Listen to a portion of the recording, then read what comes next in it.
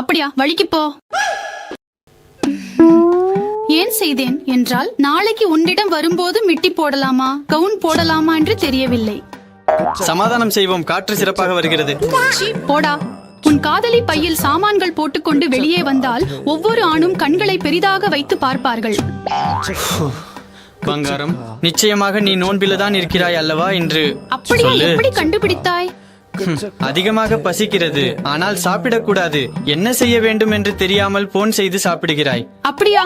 உன்னை சாப்பிடுவேன். நீ என் காதலன் இல்ல, நீ என் பிரியாணி. அந்த மாம்சத்தை சாப்பிடுவேன்.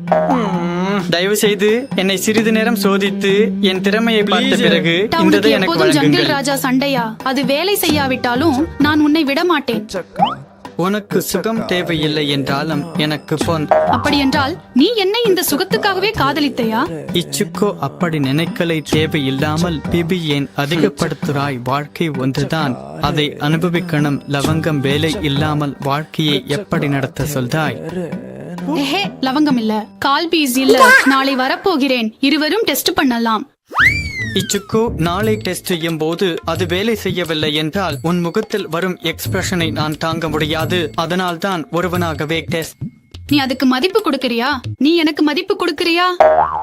உனக்கு மதிப்பு கொடுக்க வேண்டும் உன்னை விட அல்லவா? அப்படி என்றால் அந்த டெஸ்டிங் விஷயங்களை எல்லாம் விட்டு என்னோட பேசு. பங்காரம், இந்த சுகம் இல்லாமல் நாம் சந்தோஷமாக இருக்க முடியாது. சினிமா ஆசிகள் பிவன்கள் ரியல் லைஃபில் இல்லை. நீ இப்படி பேசினாலும் காதல் சீப் மாதிரி நடக்கிறேன்.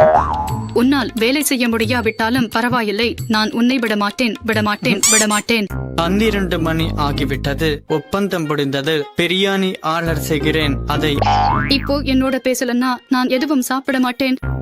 சாப்பிடவில்லை, சாவு. கட் பண்ணிட்டான் சத்தியமானவன்.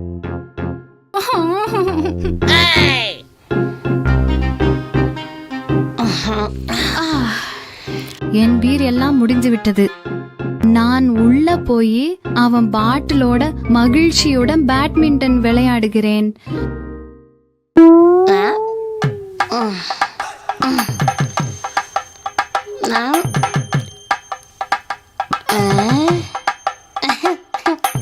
सारी है सामरान सुजाता।